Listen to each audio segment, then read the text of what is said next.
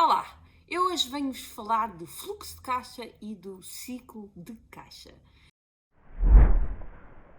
Para quem não conhece, o meu nome é Mariana Aguilima, eu sou coach empresarial e há vários anos que acompanho empresários na aceleração dos resultados das suas empresas, ao mesmo tempo que contribuo para que eles tenham uma vida mais equilibrada aqui entre a vida pessoal e a vida profissional.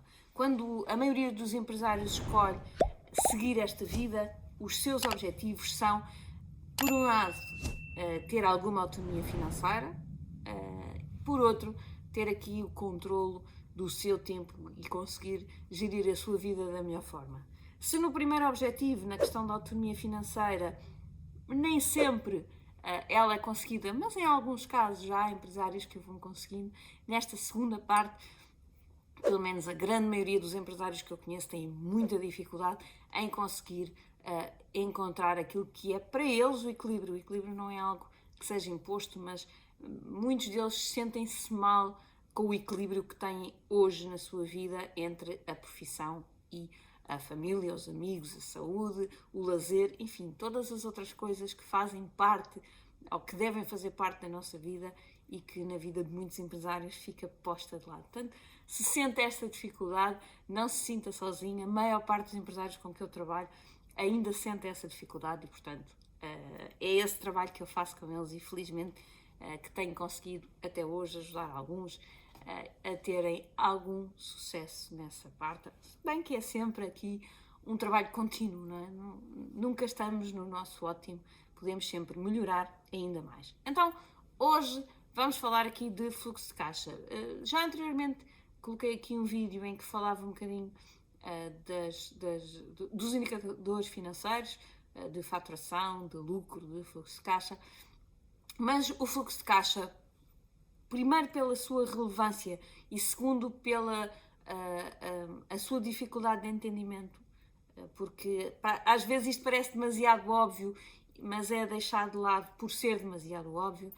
Eu hoje queria fazer um vídeo especificamente só para vos reforçar este tema do fluxo de caixa. Então, o que é isto do fluxo de caixa? No fundo, são os meus movimentos bancários, todas as minhas saídas e todas as minhas entradas em termos de fluxo de caixa, não é? Quer seja no banco, quer seja na caixinha onde eu tenho o dinheiro no escritório, mas todos estes movimentos contribuem para o fluxo de caixa. Portanto, movimentos como os recebimentos de clientes, os recebimentos do Estado, se houver, alguns outros recebimentos que possam existir e todos os pagamentos, não é? Pagamentos aos nossos colaboradores, pagamentos ao Estado, pagamentos aos fornecedores, enfim,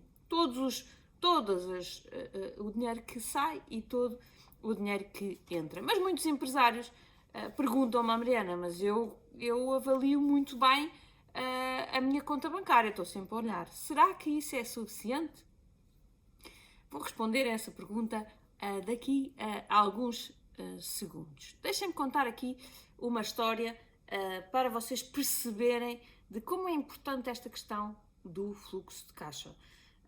Há uns anos, quando comecei a trabalhar na empresa Paulo de Vilhena, eles estavam a acompanhar uma empresa grande, uma empresa já com um volume de faturação bastante simpático e que estava a ter um crescimento no lucro bastante acentuado. De mês para mês o lucro estava a aumentar significativamente. Mas, quando eles nos contactaram, o problema deles era de dinheiro. Eles não estavam a perceber o que é que estava a acontecer. Mas o lucro aumentava e a tesouraria diminuía de mês para mês. Portanto, eles não percebiam bem o que é que estava a acontecer, mas a cada venda eles estavam a ter uma grande saída de capital e estavam efetivamente a ter que gastar o dinheiro antes de o receber. E, portanto, este é um grande desafio do fluxo de caixa quando têm aqui um buraco, aquilo que se chama o buraco de tesouraria, que eu daqui a pouco já vos explico melhor o que é, mas neste momento aquilo que eu quero que vocês retenham e que é muito importante e que nem sempre é intuitivo, é que quando estamos com problemas de tesouraria, nem sempre a solução é vender mais. Nem sempre a solução é faturar mais, ok? Porque normalmente a tendência é essa. Não há dinheiro, temos que faturar. Mas às vezes, em empresas como esta, com ciclo negativo, ciclo de caixa negativo, cuidado com o faturar mais. Portanto, tomem muita atenção à vossa tesouraria, ao vosso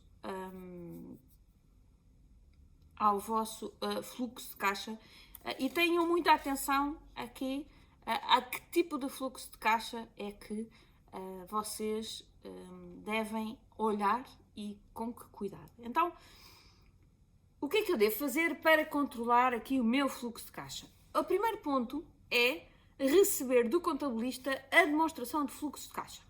Este é o primeiro ponto. O segundo ponto é fazer um mapa provisional da tesouraria para o ano, com o detalhe mensal. Ou seja, com base no orçamento do ano, conforme os prazos de recebimento e pagamento, fazer imediatamente um mapa provisional de quando é que o dinheiro vai entrar, quando é que o dinheiro vai sair. Para eu perceber como é que vão ser os fluxos de caixa ao longo do ano na minha empresa.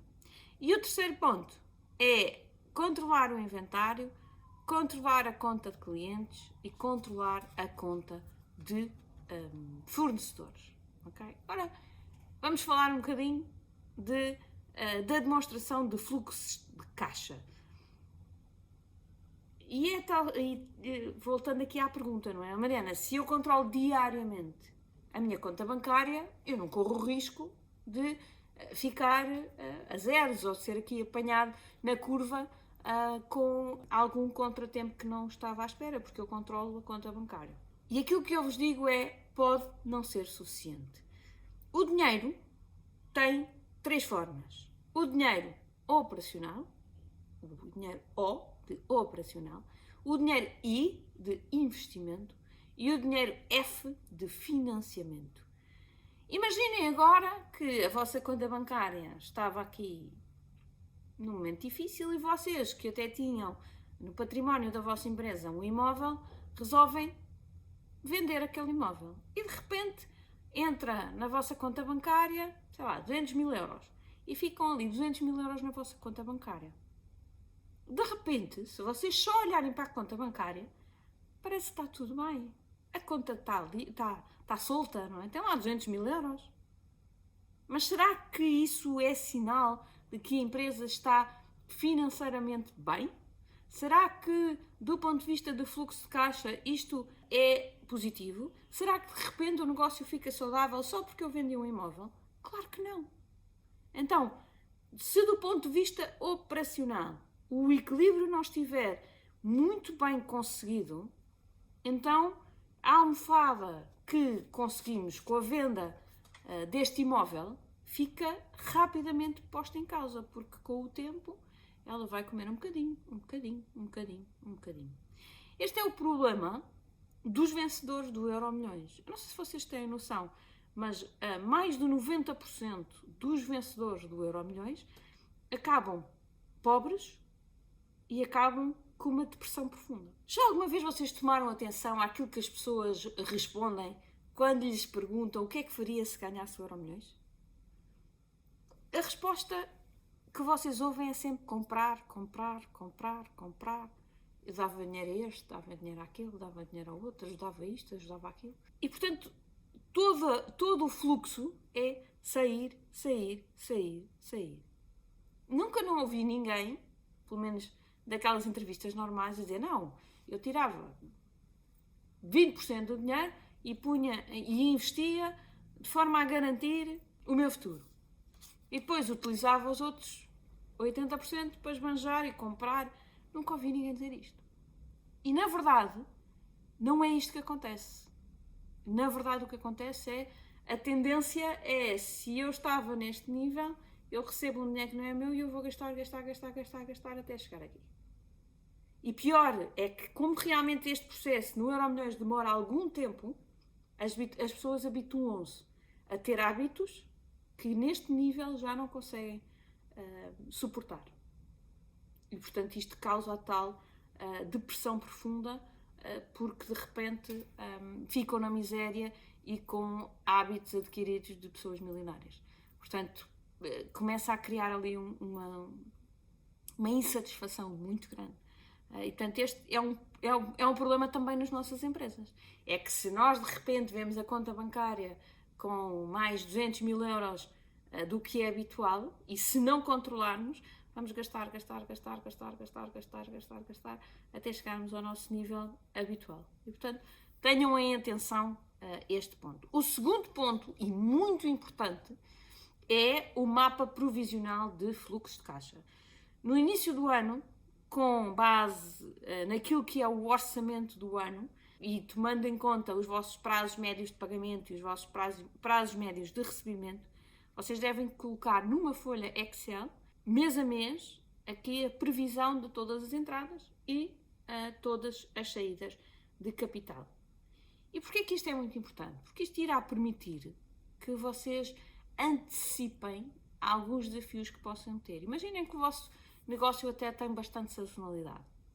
Imaginem que é um negócio que de junho a setembro tem uma baixa muito grande nas vendas. Se vocês durante o início do ano não acautelarem na vossa conta bancária que vão ter ali uma boa almofada para passar aqueles meses, vocês vão começar o ano contentes da vida e de repente chegam ali e agora não consigo respirar porque não tenho aquela almofada ou aquele balão de oxigênio para passar o verão. Portanto, é crítico que vocês criem esta antecipação da noção do que é que vai acontecer para que primeiro possam agir com antecipação e depois possam passar uma vida mais tranquila. Porque quando eu consigo olhar para a frente e dizer não, eu sei que aqueles meses vão ser menos bons, mas eu estou completamente calçada para reagir a esses meses, então eu vou estar na minha vida de uma forma muito mais tranquila e na minha vida empresarial também. Vou passar o tempo de uma forma muito mais calma. O terceiro ponto é efetivamente controlar o inventário, a conta clientes e a conta fornecedores. São rúbricas que se encontram no balanço da empresa e cujo controlo é fundamental para controlar o vosso ciclo de caixa. Estas rúbricas permitem-vos calcular três indicadores muito importantes: o prazo médio de estocagem, o prazo médio de recebimento e o prazo médio de pagamento, que são a base para calcular o vosso ciclo de caixa. Não é? O vosso ciclo de caixa, no fundo, é o prazo médio de pagamento, portanto, quanto tempo é que eu vou demorar a pagar aos meus fornecedores, menos o prazo médio de recebimento, ou seja, quanto tempo é que os clientes me vão pagar a mim, e o prazo médio de estocagem, quanto tempo é que o material vai ficar no meu estoque. Com isto, eu consigo ver o equilíbrio entre o meu prazo de pagamento e o meu prazo total de recebimento, que é o de recebimento mais o de estocagem. Se eu perceber que eu tenho um ciclo de caixa positivo, quer dizer que eu vou receber do cliente antes de pagar. Se, pelo contrário, o meu ciclo de caixa for negativo, quer dizer que eu vou pagar antes de receber dos meus clientes. E é este indicador que é muito importante e que vos permite analisar o vosso risco de ter aqui um buraco de tesouraria ou não. Mesmo quando o negócio está a correr muito bem, se o crescimento for muito elevado e vocês tiverem um ciclo de caixa negativo, isto é muito perigoso. Lembram-se do caso da empresa que vos falei há pouco, da tal empresa que estava a vender muito e que estava com um problema grande de tesouraria? Pois era este caso que se estava a passar na empresa. Eles tinham um buraco de tesouraria muito grande. A empresa vendia produtos físicos que importava da Alemanha e que pagava a mercadoria a pronto para usufruir aqui de um desconto. E esta empresa operava nos Açores. Então, o prazo médio de entrega do produto era de cerca de 45 dias. Portanto, desde que eles encomendavam e pagavam até que recebiam a mercadoria nos Açores, era de 45 dias. E em cima disto ainda tinham cerca de 30 dias de estoque em armazém. Ou seja, tinham aqui, 75 dias. Em cima disso, ainda tinham mais 15 dias, que era o tempo para receberem o valor do cliente. Portanto, eles tinham 90 dias de ciclo negativo. Okay? Portanto, tinham 90 dias entre o momento em que pagavam ao fornecedor e o momento que recebiam do cliente. Eram 3 meses de buraco. Nestes 90 dias, como eles estavam a vender cada vez mais, quer dizer que eles tinham o investimento de 90 dias que só iam receber passado esses 90 dias. Portanto, à medida que as vendas aumentam, o volume de vendas de 90 dias, que é o dinheiro que eles têm fora, no fundo, vai aumentar. Portanto, eu tenho que ter uma capacidade financeira muito elevada para conseguir aguentar estes buracos de tesouraria. Qual é que é a solução aqui? É obviamente tentar encurtar isto. É obviamente tentar não pagar a pronto, é tentar ao fornecedor, é tentar receber dos clientes mais rápido, é tentar fazer aqui, tentar encurtar o tempo de transporte, tentar encurtar o tempo de stock, ou seja, chegar ao armazém e entregar logo no cliente. E portanto essas soluções foram aquelas que nós fomos dando ao cliente. Mas a primeira, que foi a questão de não pagar a pronto, eles tiveram ali uma grande relutância. Porquê? Porque estavam a ter um desconto financeiro significativo, até fazia sentido. Agora, o desconto financeiro que estavam a ter estava-lhe a prejudicar muito esta questão do ciclo de caixa. Portanto, acabava por uma coisa não compensar. E eles não entenderam isto e, passado 2 anos, na altura implementaram, porque nós estivemos lá, ou não fui eu, foi o Paulo, mas estivemos lá a fazer a implementação e eles implementaram e correu muito bem. Portanto, eles voltaram a estar mais livres em termos de tesouraria, mas passado 2 anos eu falei com eles, e aí já fui eu que falei com eles novamente, e eles já estavam a fazer exatamente os mesmos erros. Só que como o negócio não estava a crescer ao mesmo nível, a coisa já estava um bocadinho mais equilibrada. Mas efetivamente o buraco de tesouraria continuava lá, só que já não se notava tanto, porque o crescimento não era tão elevado. E portanto, é crítico que, falando aqui do terceiro ponto, não é? Que vocês calculem o prazo médio de pagamento, prazo médio de recebimento, prazo médio de estocagem, para conseguirem entender aqui o vosso ciclo de caixa e perceber como é que está a correr aqui a vossa tesouraria. Então, em conclusão, falámos hoje de 3 coisas. Peçam ao vosso contabilista a demonstração do fluxo de caixa com os fluxos operacionais, financeiros e de investimento separados, para vocês perceberem o que é dinheiro da vossa operação e o que é que são os outros, que estão ali a criar um bocadinho um cenário mais positivo, mas que é dinheiro que não advém propriamente da vossa operação. Façam o vosso mapa previsional para 2022, para conseguir ter aqui o mapa do ano e conseguir ter aqui uma visão clara daquilo que se vai passar durante este ano, e calculem o vosso ciclo de caixa para conseguirem acompanhar os resultados da vossa empresa e perceber se vocês estão a pagar antes de que estão a receber ou se estão a receber antes de que estão a pagar, que é uma coisa muito importante para conseguirmos no nosso negócio. Fico por aqui, espero que tenha sido conteúdo do seu interesse.